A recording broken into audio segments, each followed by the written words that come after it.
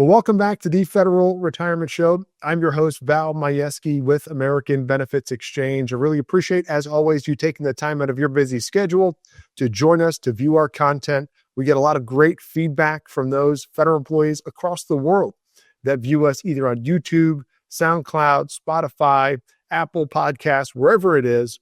Appreciate you tuning in to listen to or view our content. And what is this here for? It's for you, the federal employee that's looking for accurate information when it comes to your benefits and retirement situation.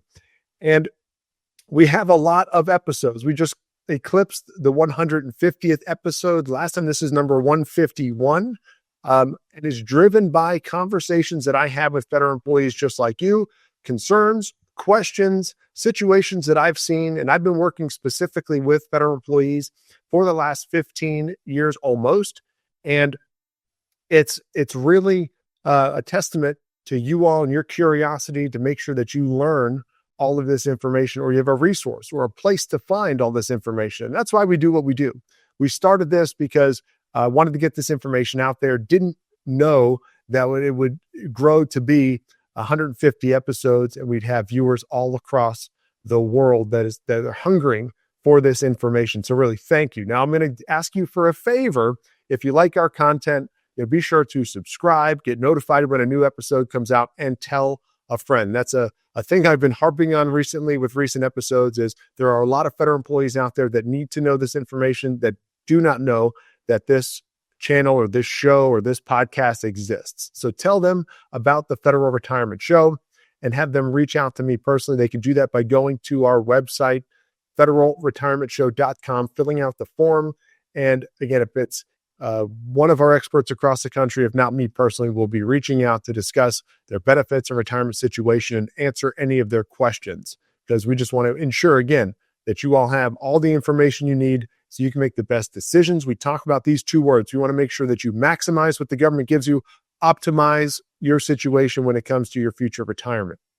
You're going to love yourself for it. Your future self, when you do retire, is going to love the fact that you prepared early enough, or as soon as you found out, so that way, again, you can be set up properly.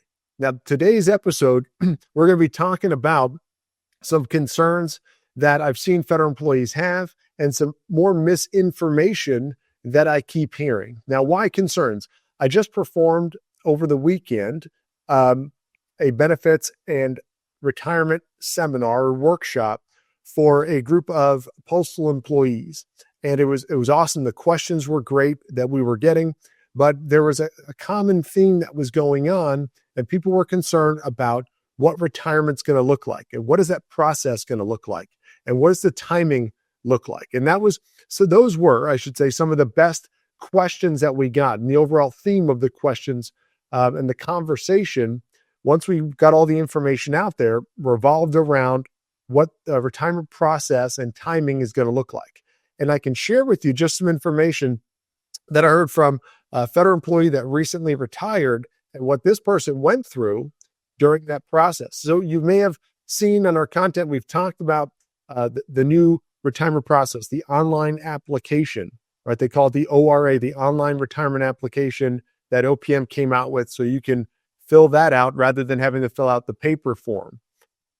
There's also the fact that there's a big backlog with OPM, and the retirement process is taking longer than it has. And as we get towards the end of the year, right now we're in the middle of October 2025, as you get closer to the end of the year, that's a very popular time for people to retire. So there's an influx of retirement applications, which is going to delay that process a little bit longer. Now, hopefully, once they get the online application figured out, that will decrease drastically the time it takes to process a retirement application. But right now, they're still going through the early stages of that. So the jury's still out whether or not that's going to really work. Now, in theory, it should, but they've got to get some things figured out.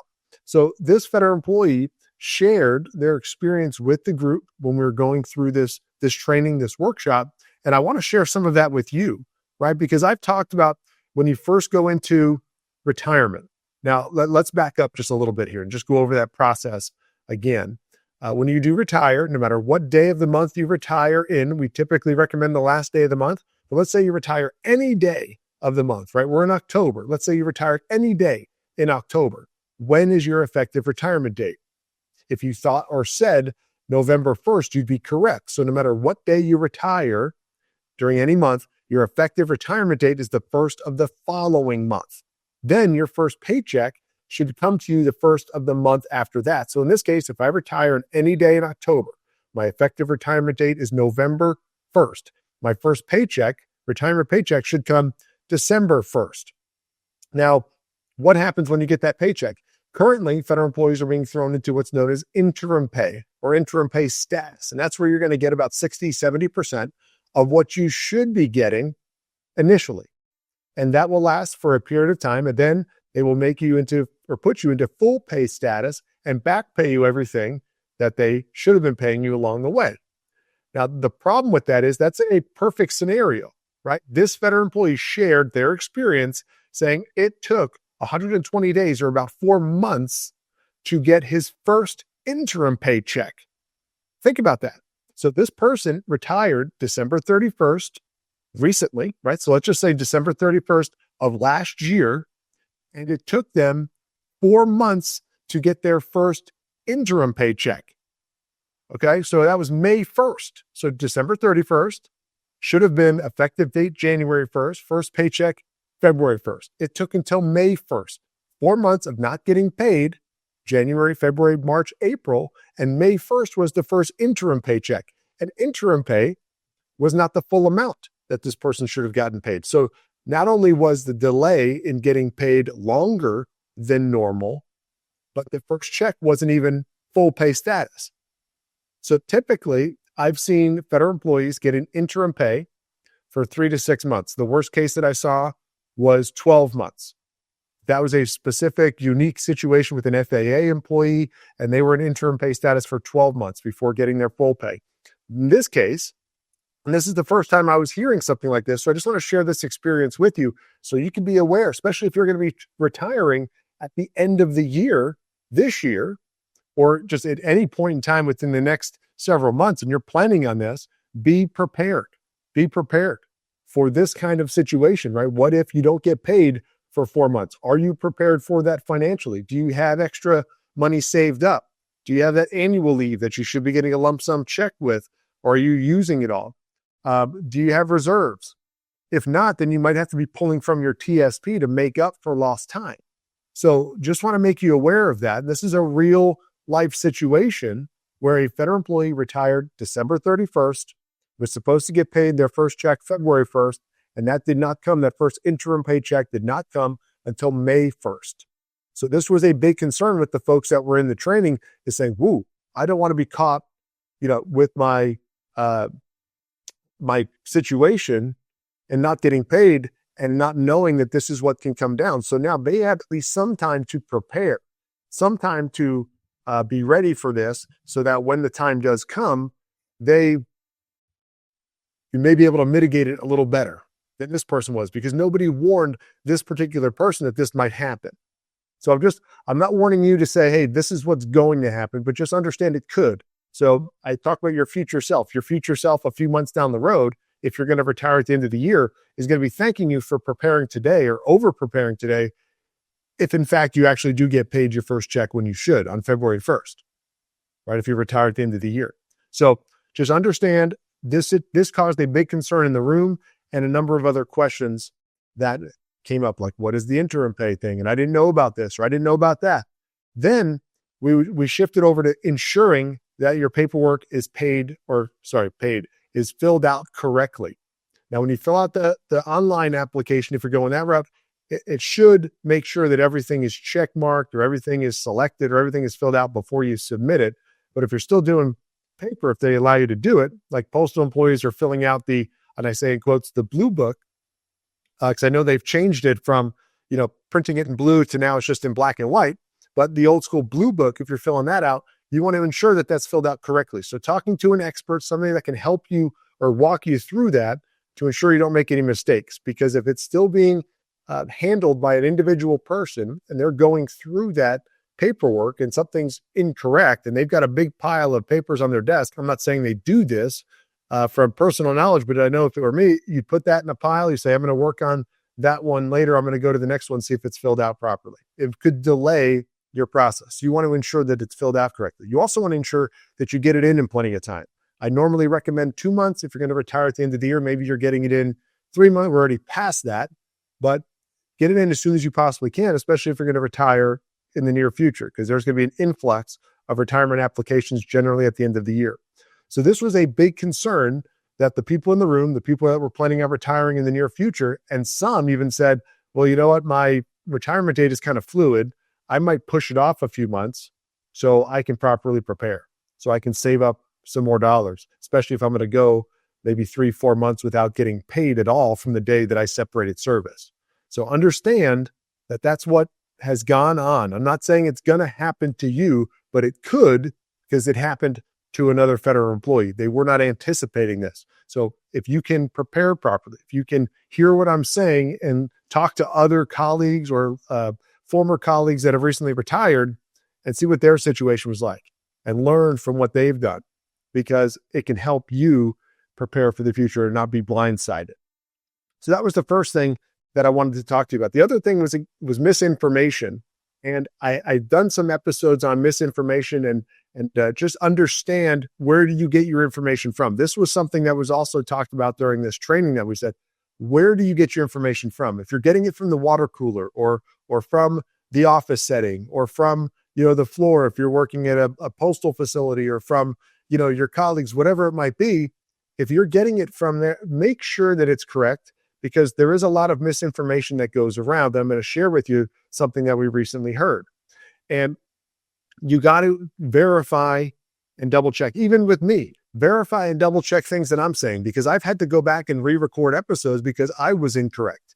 Now, it doesn't happen often because I've been an expert in this area for a long period of time, but it does happen occasionally. There are things that I've never seen before. So if I make a mistake, yes, I want to come out and correct it so you can see the updated or corrected information. And now you're making a decision based on what's true instead of what I previously said.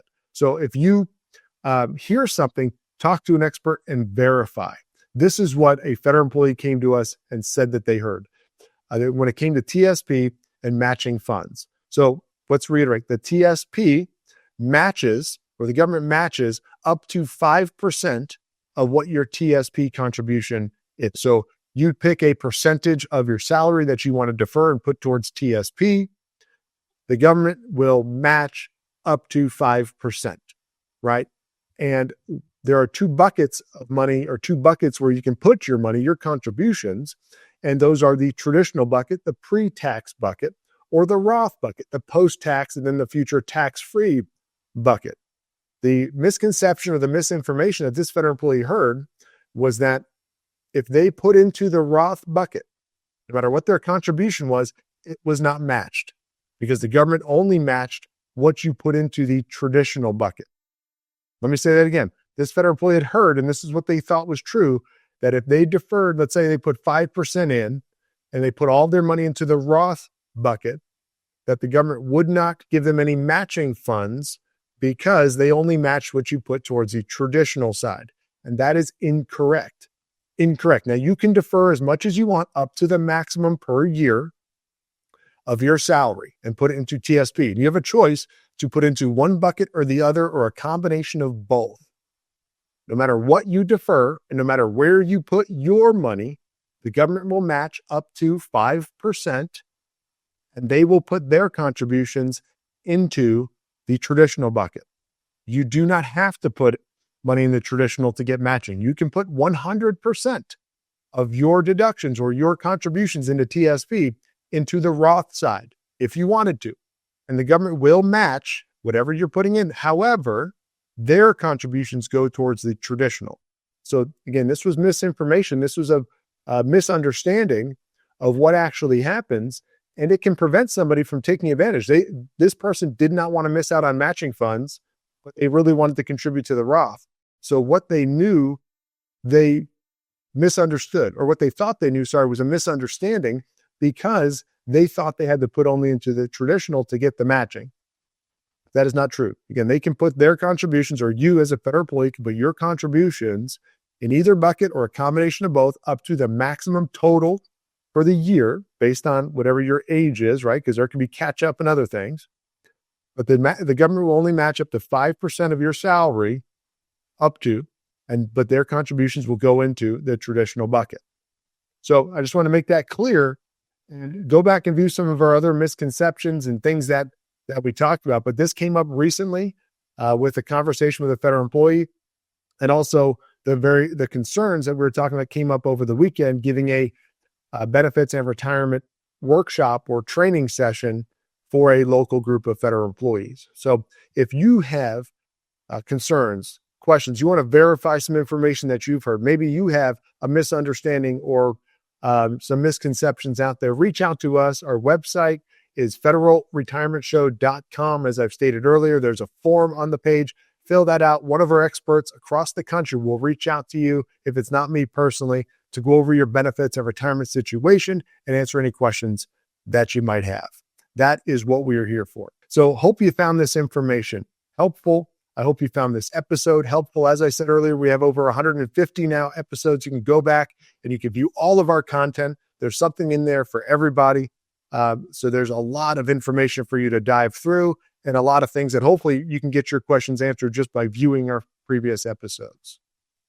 Again, my name is Val Majewski with American Benefits Exchange. It's been a joy and a pleasure to bring this episode to you today. You've been watching the Federal Retirement Show, and look forward to seeing you on a future episode.